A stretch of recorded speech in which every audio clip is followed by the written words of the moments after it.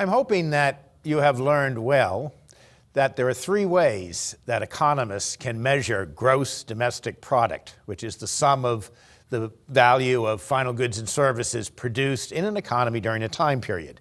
And that really is the first way, production.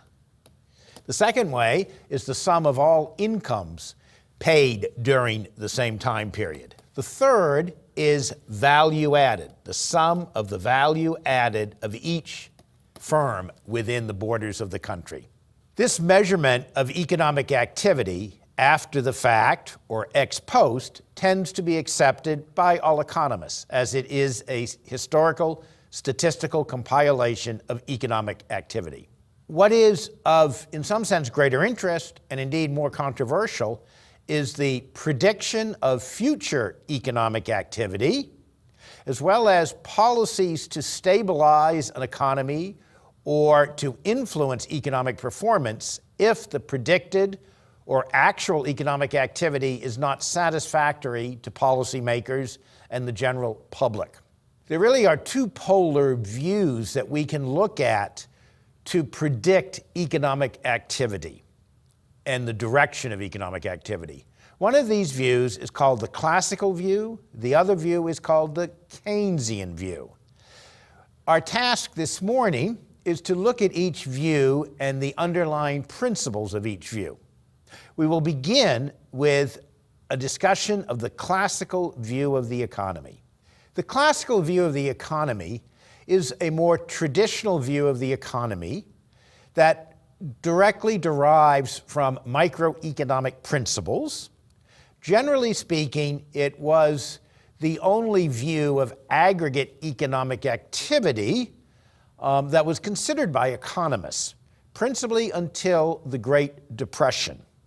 In this view of the economy, input markets and output markets are highly competitive. And over time, and really not over a long period of time, wages and prices will reach what we call market clearing levels. If wages and prices are at market clearing levels, the economy should be at a full employment with no involuntary unemployment. I can show you this graphically by our looking at a simple model of the labor market. On the vertical axis, we will have the price of labor, which we can call the nominal wage. And this is the wage paid to a unit of labor, let's say per hour, maybe $8.50 per hour. On the horizontal axis, we have the aggregate quantity of labor employed, typically measured in millions of hours. The demand for labor is downward sloping. This demand is, of course, by firms wishing to employ labor to produce goods and services. Supply of labor is upward sloping, and this is by households, by individuals, by you if you're in the labor market. And it shows that at higher wages, a greater quantity of labor is supplied in hours. Now let's assume that the wage initially is up here at W prime. If I go across, I see that the quantity of labor in hours that is supplied by the individuals, by the households, is L prime, LS prime. The quantity of labor demanded by the businesses is LD prime.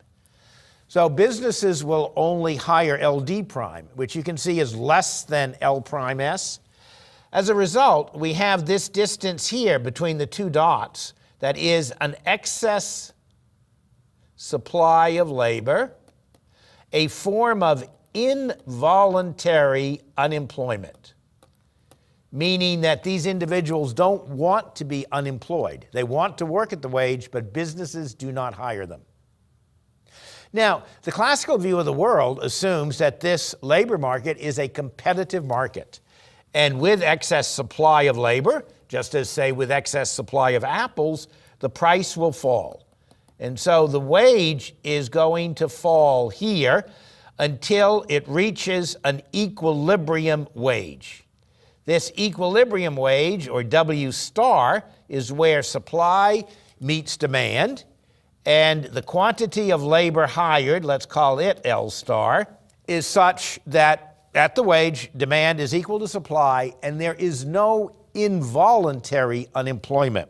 Now, you will learn later that there may be some people between jobs, but these people expect to be hired. It's the involuntary unemployment that has now gone to zero. When involuntary unemployment is equal to zero, we say the economy is at full employment, having only the unemployment of individuals between jobs. Now, that can still be significant, 4 or 5%.